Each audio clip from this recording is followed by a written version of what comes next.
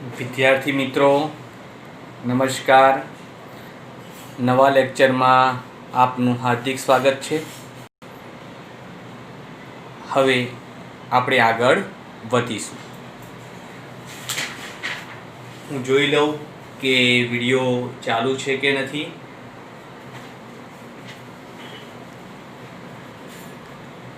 Okay, recording થાય છે.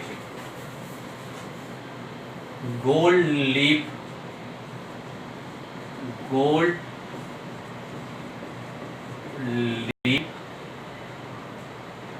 Electroscope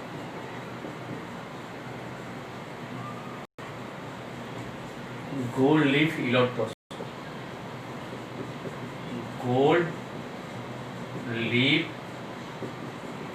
electroscope હવે આપણે વિચારીએ કે આ ઇલેક્ટ્રોસ્કોપ શું છે. તો ઇલેક્ટ્રોસ્કોપ શું છે? એક સાધન છે. ઇલેક્ટ્રોસ્કોપ શું છે? એક સાધન છે. અને સાધનનું કામ શું? એક સાધનનું કામ શું? વર્ક શું? તો વિદ્યુત ભાર પારખવાનો, અર્થાત વિદ્યુત ભાર ધન છે કે ઋણ છે તે પારખવાનું કામ કોણ કરે છે? ઇલેક્ટ્રોસ્કોપ. હવે આપણે ઇલેક્ટ્રોસ્કોપ કેવું છે તે જોઈ લઈએ. ઇલેક્ટ્રોસ્કોપ એક એવું કાચનું બોક્સ છે. ઇલેક્ટ્રોસ્કોપ શું છે? એક કાચનું બોક્સ. આ કાચનું બોક્સ લઈ લીધું. આ શું લઈ લીધું? કાચનું બોક્સ. આ કાચનું બોક્સ માં આવો એક ધાતુનો સળિયો હોય છે. આ શું છે? ધાતુનો સળિયો. જે મેં આગળ ભણાવ્યું હતું તોય પરથી ભણાવું છું. આ ધાતુનો શું છે? સળિયો. અહીંયા બૂચ હોય. અહીંયા શું હોય? બૂચ. જે આ ધાતુના સળિયાને શું રાખે? પકડમાં રાખે, ખસી ના જાય એટલા માટે. અને અહીંયા શું હોય છે? તકતી. ધાતુની શું હોય? તકતી. હવે તમારે શું કરવાનું કે કોઈ વિદ્યુત ભારિત પદાર્થ એટલે ધારો કે આપણે લીધું હતું કે આ કાચનો સળિયો અને રેશમનું કાપડ. હવે કાચના સળિયાને રેશમ સાથે કાપડ સાથે ઘસો તો કાચનો સળિયો શું બને છે? ધન વિદ્યુત ભાર. હવે આ કાચના સળિયાને ક્યાં લાવવાનો? આને સ્પર્શ કરાવવાનો. કાચનો સળિયો. તો આ ધન વિદ્યુત ભાર તકતી મારફતે ક્યાં? અને ધ્યાન રાખજો, અહીંયા બે સોનાની ફોઇલ હોય છે. અહીંયા શું હોય છે? બે સોનાની ફોઇલ. શું હોય છે? સોનાની ફોઇલ. જે હું કહેવાનું ભૂલી ગયો. હવે આ કાચનો સળિયો જે ધન વિદ્યુત ભાર છે તેને ધાતુની તકતી સાથે તમે સ્પર્શ કરાવશો તો આ ધન વિદ્યુત ભાર ધાતુના સળિયા મારફતે ક્યાં પહોંચશે? સોનાની ફોઇલ પર. અને આથી સોનાની ફોઇલ શું અનુભવે છે? અપાકર્ષણ. આની પર પણ ધન વિદ્યુત ભાર હોય અને આની પર પણ ધન વિદ્યુત ભાર હોય. આ કાચના સળિયા પર શું હતું? ધન. એટલે અપાકર્ષણના કારણે બંને ફોઇલ એકબીજાથી કેવી જશે? દૂર જશે. આ જે અંતર છે બે ફોઇલ વચ્ચેનું અંતર, બે ફોઇલ એટલે પટ્ટી, બે ફોઇલ વચ્ચેનું જે અંતર છે એ શું આપે છે? વિદ્યુત ભારના જથ્થાનું શું આપે છે? માપ આપે છે. ફરીવાર ઇલેક્ટ્રોસ્કોપ એક સાધન છે. આ સાધનનું મુખ્ય કામ શું છે? વિદ્યુત ભારને પારખવાનું. વિદ્યુત ભાર બે પ્રકારના છે, ધન અને ઋણ. વિદ્યુત ભાર ધન છે કે ઋણ એ પારખતું સાધનનું નામ એટલે ઇલેક્ટ્રોસ્કોપ. ઇલેક્ટ્રોસ્કોપ શું છે? એક કાચનું બોક્સ છે. એ કાચના બોક્સમાં શું છે? એક ધાતુનો સળિયો. અહીંયા શું હોય? બૂચ. એ બૂચ શું કરે? ધાતુના સળિયાને ફિક્સ કરે, હલવા દે નહીં. આ ધાતુના સળિયાની ઉપર ધાતુની તકતી, તકતીની નીચે શું હોય? સોનાની બે ફોઇલ. હવે વિદ્યુત ભારિત પદાર્થ એટલે આપણો કાચનો સળિયો ને તમે તકતી સાથે કરાવશો એટલે કાચનો સળિયો તો ધન વિદ્યુત ભારિત બને જ છે. ધન વિદ્યુત ભારિત હોય છે રેશમના કાપડ સાથે ઘસવાથી. એટલે બધો ધન વિદ્યુત ભાર તકતી મારફતે સળિયા મારફતે ક્યાં આવશે? ફોઇલ ઉપર. ફોઇલ ઉપર સમાન વિદ્યુત ભાર ધન એકત્રિત થવાથી તેઓ દૂર જશે. આ બે ફોઇલ વચ્ચેનું અંતર શું આપે છે? વિદ્યુત ભાર ના જથ્થાનું શું આપે છે? માપ આપે છે. વિદ્યાર્થી મિત્રો, હું આશા રાખું છું કે આ ઇલેક્ટ્રોસ્કોપ તમને આવડી ગયું હશે. હવે સાદું વિદ્યુત દર્શક. સાદું વિદ્યુત દર્શક કેવી રીતે બનાવવું?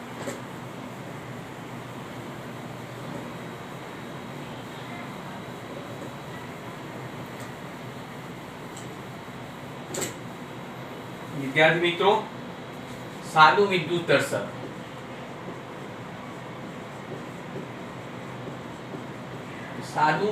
દર્શક આપણે બનાવીએ. સાદું વિદ્યુત દર્શક બહુ જ સરળ છે. હવે આવી કાચની બોટલ લઈ લો. કાચની શું લો? બોટલ. કાચની બોટલ. હવે કાચની બોટલ માં હવે આ માનો કે બૂચ છે. આ શું છે? બૂચ. હવે અહીંયાથી ધાતુનો સળિયો લેવાનો. હવે ધાતુના સળિયાની લંબાઈ કેટલી રાખવાની? લગભગ 20 સેન્ટીમીટર ધાતુનો સંભાઈ લેવાનો. કેટલો લેવાનો? 20 સેન્ટીમીટર ધાતુનો શું લેવાનો? સળિયો. એટલે ધાતુનો સળિયો. ધાતુનો સળિયો અથવા તો તાર, જે આપણો તાર છે ને એ. ક્લિયર? હવે અને 5 સેન્ટીમીટર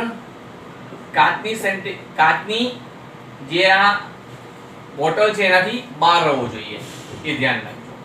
કમ્પ્લીટ. હવે અહીંયા બે ફોઇલ આવશે. નીચે શું રાખવાની? ફોઇલ. પણ આ ત્યાં સોનાની ફોઇલ હતી, આ અહીંયા શું આવશે? એલ્યુમિનિયમની ફોઇલ. અને અહીંયા શું હોય? તકતી રાખો. અહીંયા શું રાખો? તકતી. એનું એ જ વિદ્યુત ભારિત કોઈ પદાર્થ એટલે કાચનો સળિયો. કાચનો સળિયો જ્યારે તમે આ તકતી સાથે સ્પર્શ કરાવશો તો આ ધાતુનો સળિયા મારફતે ધન વિદ્યુત ભાર ક્યાં થશે? આ ફોઇલ ઉપર આવશે. અને આ એલ્યુમિનિયમ ફોઇલ અપાકર્ષણના કારણે શું ક્યાં જશે? દૂર જશે. આ બે વચ્ચેનું અંતર શું આપશે? વિદ્યુત ભારના જથ્થાનું શું આપશે? માપ દર્શાવશે. ફરીથી સાદું વિદ્યુત દર્શક. કાચની બોટલ લઈ લો. એમાં 20 સેન્ટીમીટર જેટલી લંબાઈનો ધાતુનો સળિયો અથવા તો તાર લઈ લો. જ્યારે તમે આ 20 સેન્ટીમીટર લંબાઈના ધાતુના સળિયાને કાચની બોટલમાં પ્રવેશ કરો તો ધ્યાન રાખજો 5 સેન્ટીમીટર થી લગભગ ઉપર રહે. ધાતુના સળિયાની નીચે શું હોય? એલ્યુમિનિયમની ફોઇલ. એ લગભગ 6 સેન્ટીમીટરની હોય છે. વચ્ચેથી વી શેપમાં વાળવી પડે છે. હવે આ તકતી પર કાચનો સળિયો એટલે કે વિદ્યુત ભારિત કાચનો સળિયો. ધ્યાન રાખજો, વિદ્યુત રેશમના કાપડ સાથે ઘસેલો વિદ્યુત કાચનો સળિયોને સ્પર્શ કરાવશો એટલે ધન વિદ્યુત ભાર એલ્યુમિનિયમની ફોઇલ ઉપર જમા થશે. બંને ફોઇલ ઉપર સમાન વિદ્યુત ભાર પ્રસ્થાપિત થવાથી એકબીજાથી દૂર જશે. જે ફોઇલ વચ્ચેનું અંતર છે એ શું આપે છે? વિદ્યુત ભારના માપ. એકવાર જોઈ લઉં કે રેકોર્ડિંગ થાય છે કે નહીં.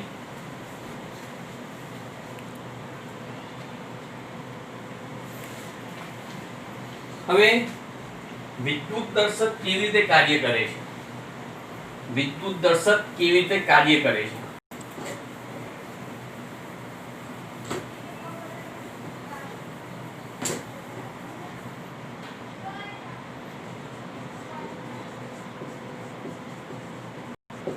વિદ્યુત દર્શક કેવી રીતે કાર્ય કરે છે? હવે તમને કહું, એક કાગળની પટ્ટી લઈ લો. હું તમને બતાવું, જો કાગળની પટ્ટી મારી જોડે હોય કાગળની પટ્ટી લઈ લો, આવી કાગળની પટ્ટી લઈ લો. માનો કે આ કાગળની પટ્ટી છે, ક્લિયર? આ કાગળની પટ્ટી.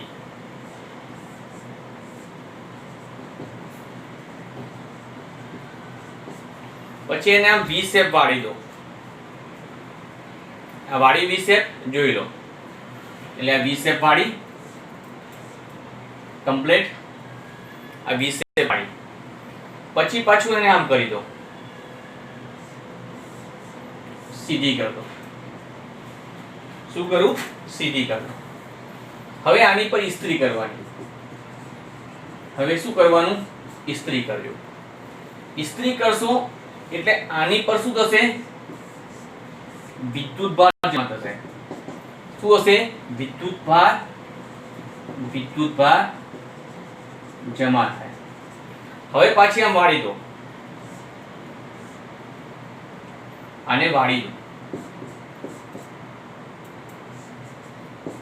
શું કરો? વાળી દો. તો વિદ્યુતભાર જમા થવાના કારણે આ બંને પટ્ટીઓ એકબીજાથી કેવી જશે? દૂર જશે. એકબીજાથી કેવી જશે? દૂર જશે. અર્થાત બે સમાન વિદ્યુતભારો આ બંને અળસિયા પર જમા થવાથી એકબીજાથી કેવું થશે? દૂર જશે. આ બે વચ્ચેનું અંતર શું આપશે? આ વાક્ય યાદ રાખી દેવાનું.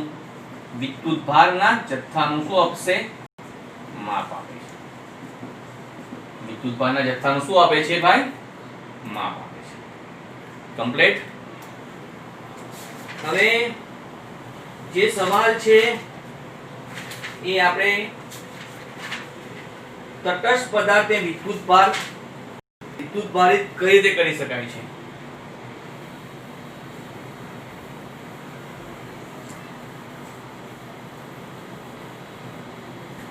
તટસ્થ પદાર્થને વિદ્યુતભારિત કરી શકાય છે.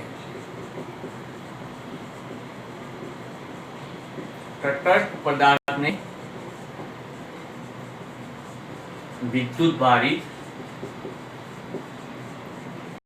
કેવી રીતે કરી શકાય? તટસ્થ પદાર્થને વિદ્યુતભારિત કેવી રીતે કરી શકાય તે આપણે જોઈ લઈએ. હવે તટસ્થ પદાર્થ એટલે શું? પહેલા તો તટસ્થ પદાર્થ. હવે યાદ રાખજો, કોઈ પણ પદાર્થ, તટસ્થ પદાર્થ, કોઈ પણ પદાર્થ વિદ્યુતભારિત હોય જ. પદાર્થનું તટસ્થ વિદ્યુતભારિત એટલે શું? ધારો કે આ પદાર્થ છે, તો આ પદાર્થમાં જેટલા ધન હોય એટલા જ ઋણ હોય. તો આ પદાર્થ કેટલો થઈ ગયો? કમ્પ્લીટ. હવે આ પદાર્થમાંથી આ પદાર્થને ધારો કે આ માનો કાપડ છે. રેશમનું કાપડ અત્યારે કેવું છે? તટસ્થ છે. હવે એની પર હું કાચનો સળિયો ઘસું. શું ઘસું? કાચનો સળિયો ઘસું. તો તમને ખબર છે કે કાચના સળિયા પરથી ઇલેક્ટ્રોન શું થાય છે? એટલે કે ઋણ વિદ્યુતભાર દૂર થાય. એટલે કાચનો સળિયો શું બને? ધન વિદ્યુતભાર. એટલે અહીંયા ઋણ વિદ્યુતભાર વધી ગયા. એટલે રેશમનું કાપડ શું થયું? બોલો. હવે રેશમનું કાપડ શું થયું? ઋણ વિદ્યુતભારિત. રેશમનું કાપડ શું થયું? ઋણ વિદ્યુતભારિત. અને કાચનો સળિયો શું થયો? ધન વિદ્યુતભારિત. ધ્યાન રાખજો, શરૂઆતમાં કાચના સળિયા પર પણ ધન અને ઋણ સરખા હોય. રેશમના કાપડ પર ધન અને ઋણ સરખા હોય. આથી એ બંને પદાર્થો શરૂઆતમાં કેવા હોય? તટસ્થ પદાર્થ હોય. પછી એટલે કાચના સળિયા પરથી ઋણ વિદ્યુતભાર દૂર થઈ રેશમના કાપડ પર જમા થયા. વધારાના ઋણ વિદ્યુતભાર જમા થયા. આ જે બતાવ્યું છે. અને અહીંયાથી ઋણ વિદ્યુતભાર જમા થયા રેશમના કાપડ. રેશમનું કાપડ શું બની ગયું? રેશમનું કાપડ શું બન્યું? ઋણ વિદ્યુતભારિત. અને કાચનો સળિયો શું બન્યો? ધન વિદ્યુતભારિત. સ્વાભાવિક રીતે અહીંથી ઋણ વિદ્યુતભારિત રેશમના કાપડ પર ગયા એટલે આનું દળ કેવું હશે? વધે. અને આનું દળ શું થાય? ઘટે. સ્વાભાવિક રીતે આનું દળ વધે એટલે કે વિદ્યુત ભારોની પરસ્પરની આપલે આ વિદ્યુત ભાર આમ ગયા એટલે જે વિદ્યુત ભાર મેળવશે એ પદાર્થનું દળ શું હશે? વધશે. અને જે પદાર્થમાંથી વિદ્યુત ભાર જશે એ પદાર્થનું દળ શું હશે? ઘટશે. અહીં કાચના સળિયામાંથી વિદ્યુત ભાર જાય છે એટલે સ્વાભાવિક રીતે કાચના સળિયાનું વિદ્યુત દળ કેવું હશે? ઘટશે. ત્યારે રેશમનું કાપડ વિદ્યુત ભાર મેળવે છે એટલે દળ શું હશે? એનું સ્વાભાવિક રીતે કેવું હશે? વધશે.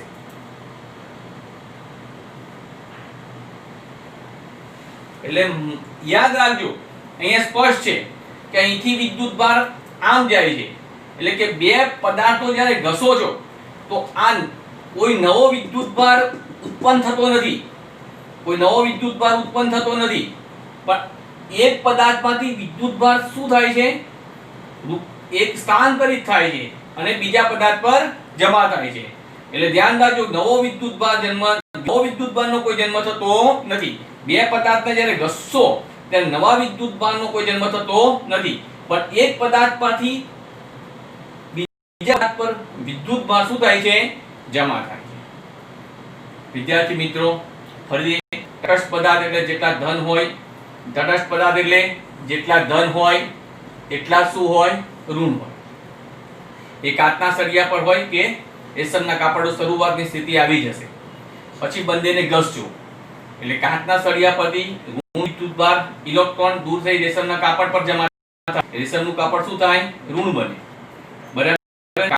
કાચું બનશે, ધન બનશે.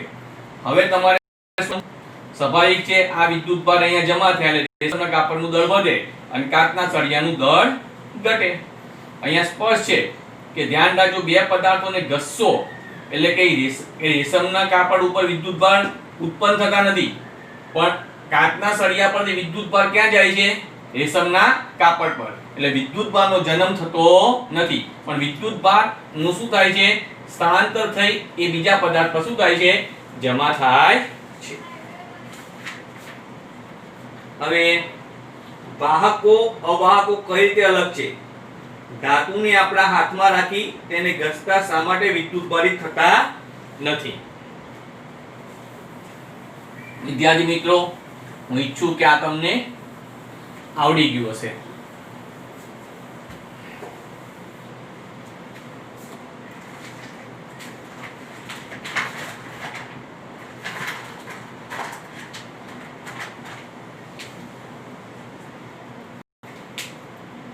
વાહકો અને અવાહકો કઈ રીતે અલગ છે? પહેલા તો વાહકો સમજી લો. વિદ્યુતનું વહન સહેલાઈથી લગભગ મારા મતે સહી ખાલી થઈ ગઈ લાગે છે.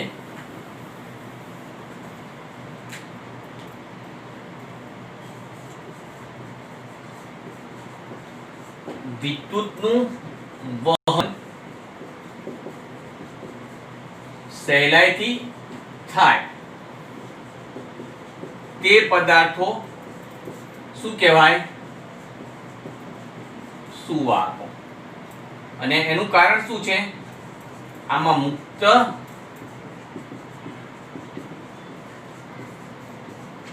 ઇલેક્ટ્રોનની સંખ્યા શું હોય છે? વધુ. અને આ શું થયું? સુવાહકો. આના ઉદાહરણ તમે આપી શકો. ઉદાહરણ માનવ શરીર, પ્રાણીઓના શરીર, બધી જ ધાતુઓ,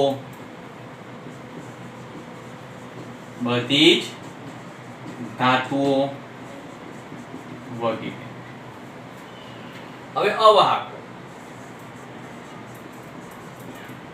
અવાહકો કોને કહેવાય?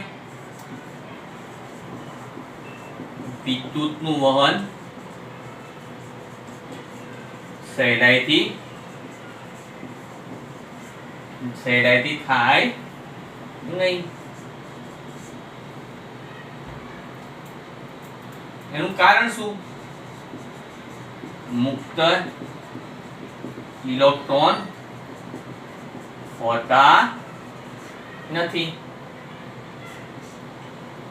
અને આપણે ઉદાહરણ આપી શકીએ કે કાચ, રબર, સેલ્યુલોઝ, પોર્સેલિન બધી જ અધાતુઓ એ કોનું ઉદાહરણ છે? અવાહકોનું ઉદાહરણ છે. બધી જ ધાતુઓ એ સુવાહકનું ઉદાહરણ. બધી જ અધાતુઓ, બધી જ અધાતુઓ એ અવાહકોનું ઉદાહરણ. બધી જ ધાતુઓ એ સુવાહકો. જોઈ લો કે રેકોર્ડિંગ થાય છે કે નહીં.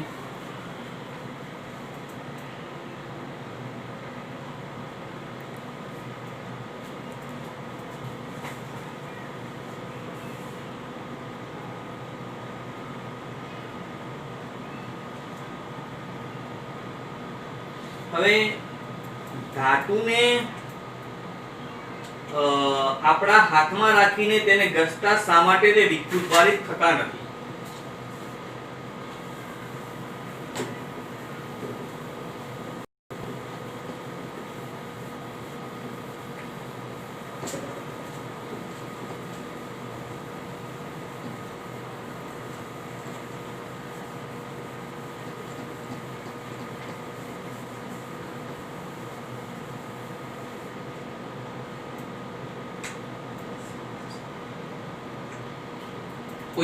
હોય કોઈ ધાતુને આપણા હાથમાં રાખીએ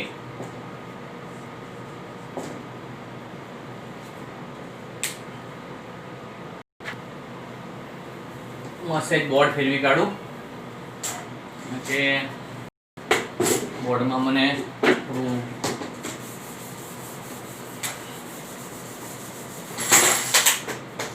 એવું લાગ્યું છે. આપણે બોર્ડ ફેરવી કાઢીએ.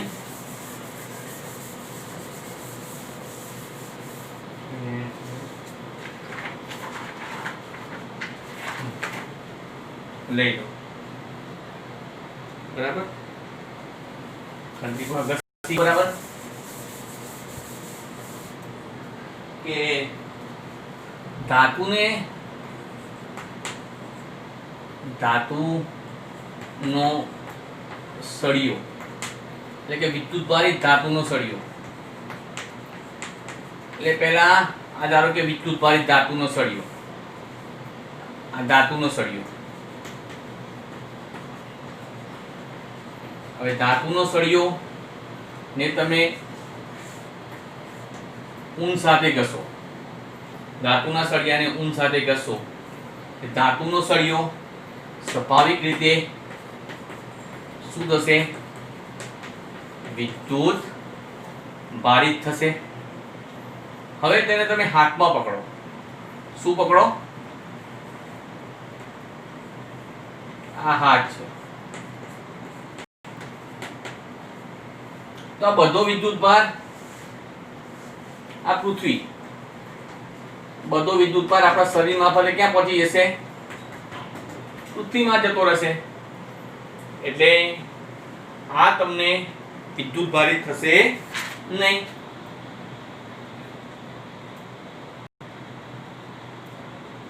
એટલે તમને ખબર પડી.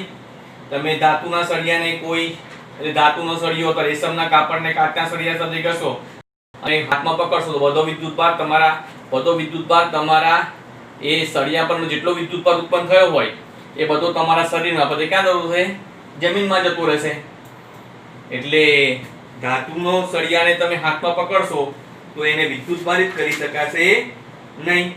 એને વિદ્યુત ભારિત કરી શકાશે નહીં. પરંતુ હા, આનું એક છે કે તમે આ ધારો કે ધાતુનો સળિયો છે અને હવે તમે આ ધાતુના સળિયાને કોઈ રબર સ્ટેન્ડ થી પકડો. આમ ધારો કે આ કોઈ માનો કે આ તમારું પ્લાસ્ટિકનું છે બરાબર. હવે એનાથી તમે પકડશો, આમ પકડશો, શું છે આમ પકડો, તો હવે તમને શું થશે કે એ રબરનું જે છે એના કારણે હવે નીચે ઉતરશે નહીં. કમ્પ્લીટ. ફરીથી એકવાર કે આ માનો કે ધાતુનો સળિયો છે. હવે આ વિદ્યુત ભારિત છે, મારા હાથ પર બધા વિદ્યુત ભાર ક્યાં ઉતરી ગયા? જમીનમાં. પણ જો તમે આ એને કોઈ અવાહક પદાર્થ દ્વારા તેને આમ પકડશો, આમ પકડશો, તો હવે અવાહક પદાર્થમાંથી વિદ્યુતનું વહન થતું નથી, તમે જાણો છો. એટલે શું થશે? એ જમીનમાં ઉતરશે નહીં, પણ વિદ્યુત ભારિત તમને ખબર પડશે. ઓકે. હવે આના પછીનો વિડીયો હું થોડી વાર પછી અથવા રાત્રે ઉતારીશ.